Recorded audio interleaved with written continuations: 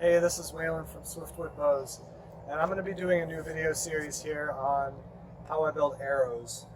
So my arrows are kind of a primitive style arrows. I'm not a real purist in all the materials and tools that I use, so it's a little bit more of a blend between, pure primitive style arrows and a little bit more modern wood arrows. I'll kind of try to point out the differences and where you can go one direction or the other. But most of what I'm showing you, if you want to take it a more primitive route and use naturally collected shafts and all primitive or hand tools, you can definitely go that route. And I'll try to show a little bit of both as I'm going. I've started using some power tools at certain stages to be more efficient with my time as I'm making arrows for sale, and using certain types of glue to make sure that the arrows that I'm putting out there for people to use are going to really stand up to all types of use and weather. But you've got options and choices and what you want to use. So this first video I'm going to show how I do a self knock on a wooden shaft.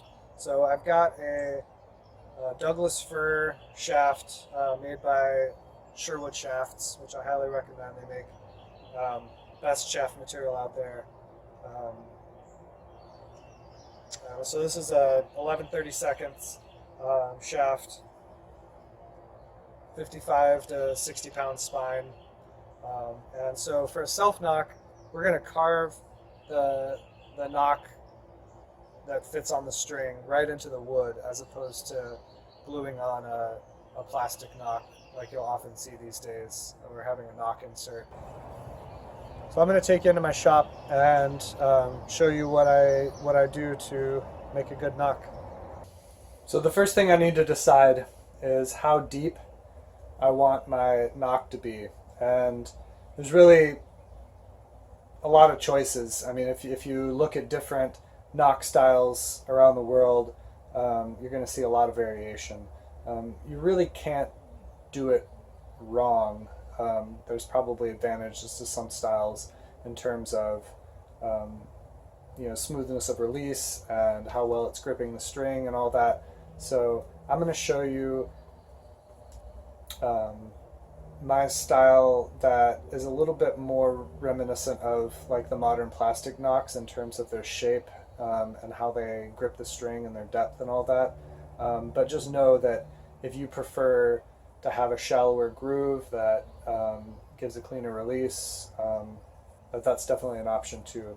So the first thing I'm going to do is just measure how deep I'm going to cut the notch. So one thing I want to show you is, if you can see the end of the shaft here, there's a grain orientation.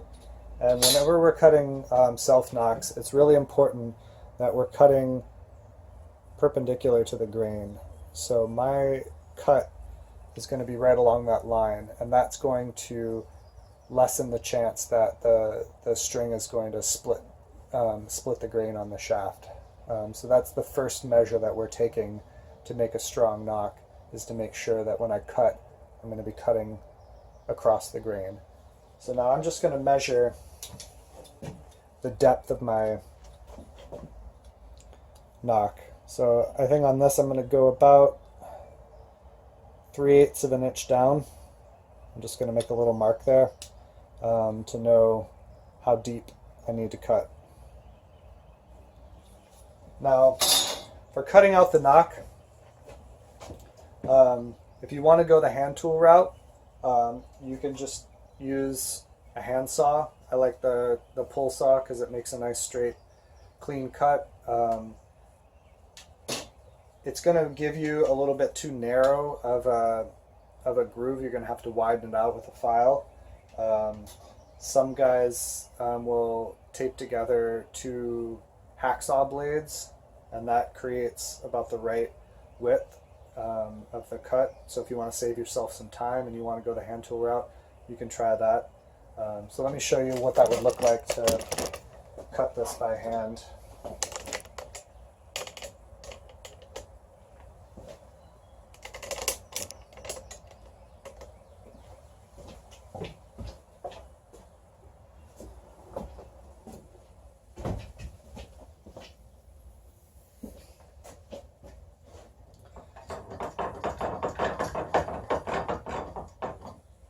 So you can put it in your vise here.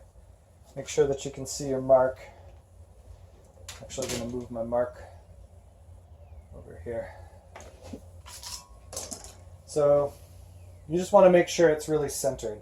So I'm going to take my time to get my blade centered, kind of get it started, and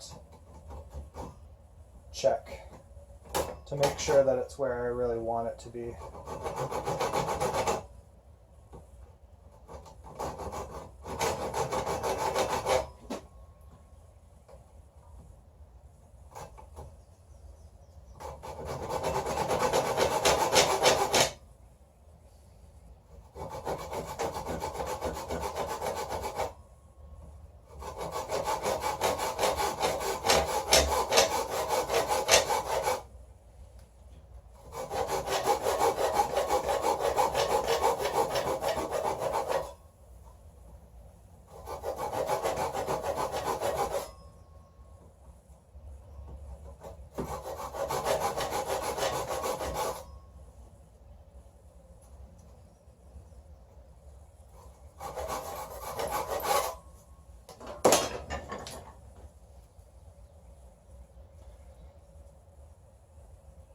So it's pretty much centered. It's pretty much straight.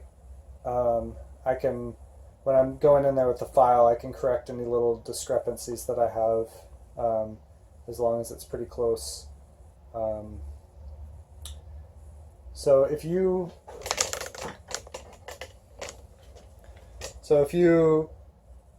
want to go the hand tool route, or if you don't, you're not too worried about how much time it's taking you, that's certainly an option. What I've been finding is easier for me when I'm making larger batches of arrows is to use my bandsaw. And I know that might sound like overkill, but I just want to show you what that would look like. So what I do on the bandsaw is I set my guard so that it's pretty much exactly halfway. I even like to go on the other side here and sight down it just to make sure it's centered. And then I've got my line here on the top. And what I'm going to do, because you won't be able to hear me while I'm running the saw, is I'm going to go to my line on one side, and then I'm going to flip my dowel over, and I'm going to do it again. And what that does is it makes a perfectly centered cut, because if the blade is just a little bit off one way or the other, it's going to compensate for that in the other direction on the other side. And usually, because it's always just a hair off, even if I'm trying to get it perfectly centered, it makes a slightly wider groove that's closer to the initial width of the groove that I want, and so it makes for less work. But it's both faster to do all the cuts, and it makes the filing part faster because it's a little bit wider. So I'll show you what that looks like.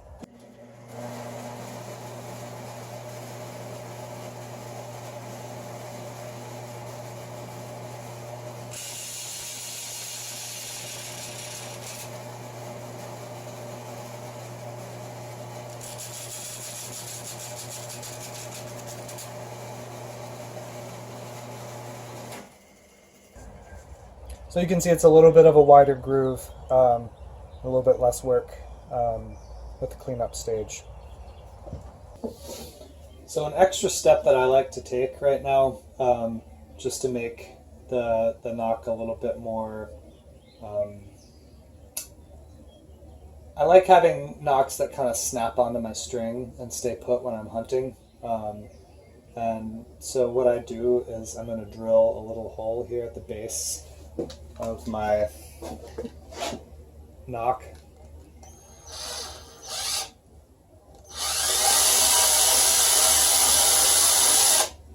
Just to widen it out a little bit.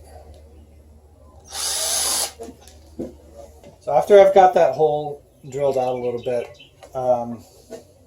before I shape the inside of this, I kind of want to shape the general the general knock shape here on the outside. So once again, you can have a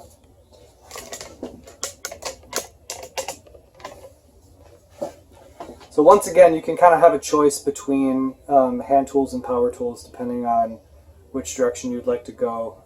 So I usually use my belt sander because I can do, or my disc sander actually, because I can do a batch a lot more quickly. But before I had my disc sander, I just would glue or stick an adhesive like 80 grit sandpaper on my bench. So I'll show you that route. I can show you both actually.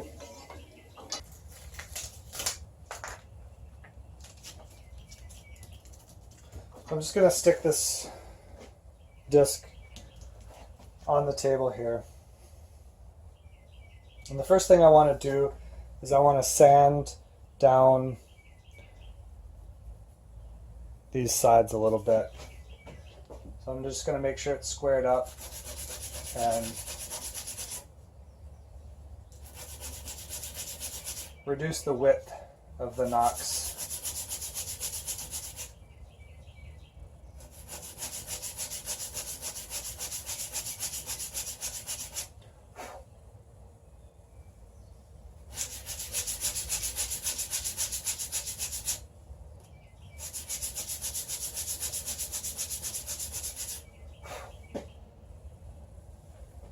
About like that.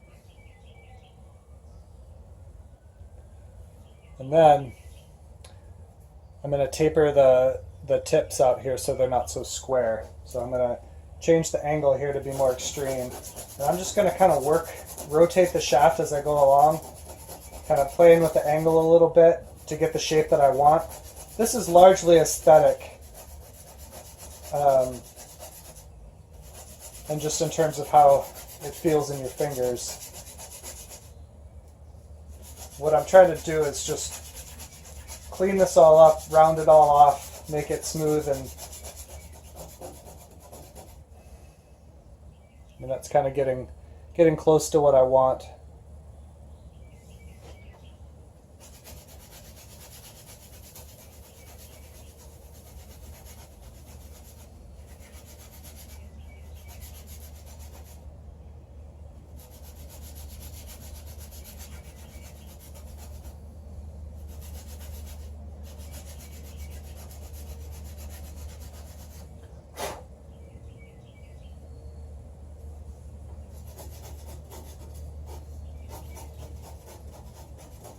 You can clean it up with some finer sandpaper just to get the rough edges off and the marks from the coarser sandpaper. But that's kind of the look that I'm going for.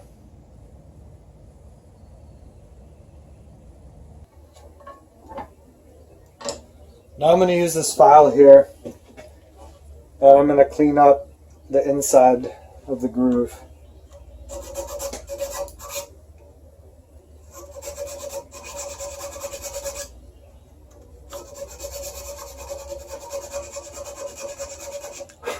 So my goal here is not only to make it smooth so that it's not rubbing on the string, but I need to make it the right size so that the string fits on it.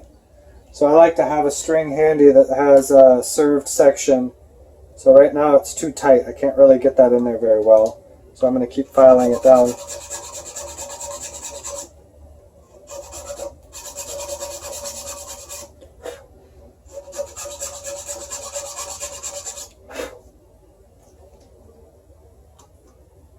So that's a pretty tight snap-on fit for a served string. That's kind of what I'm looking for. Might file it just a little bit more so it's not too rough on the string.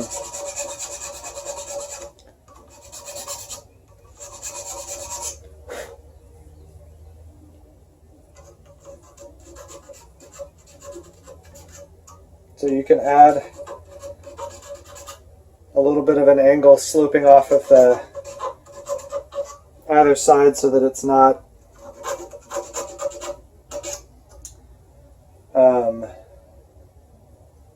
wearing on the string.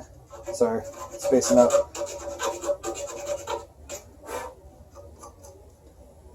And then I like to take this triangular file here and make a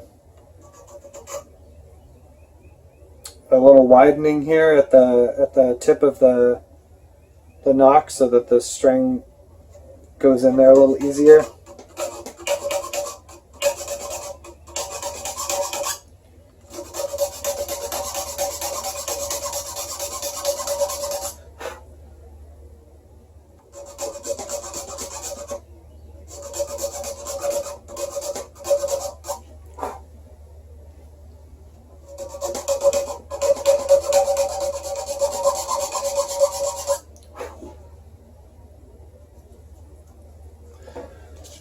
I'm going to take the sandpaper here and just clean all this up, get all the little tool marks off, smooth and round off all the edges.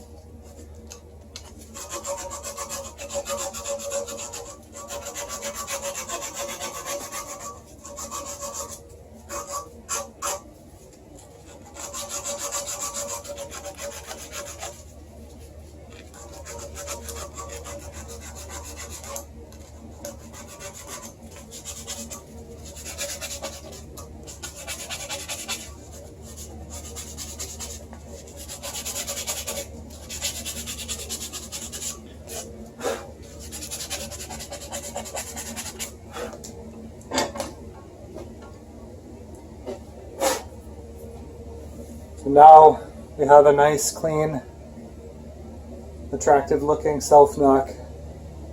And before this can be shot, it's going to need to be reinforced. I reinforced mine with a little band of sinew going around here, but I don't do that yet. That'll be one of the last things that I'll do to the arrow after I finish fletching it. But this is all I'm going to show you for this first video, just how to carve this knock. And I'll do some future videos for this series to show the full process of fletching the arrows and getting them ready to shoot. So thank you for watching. I hope that was helpful. Stay tuned for the next videos.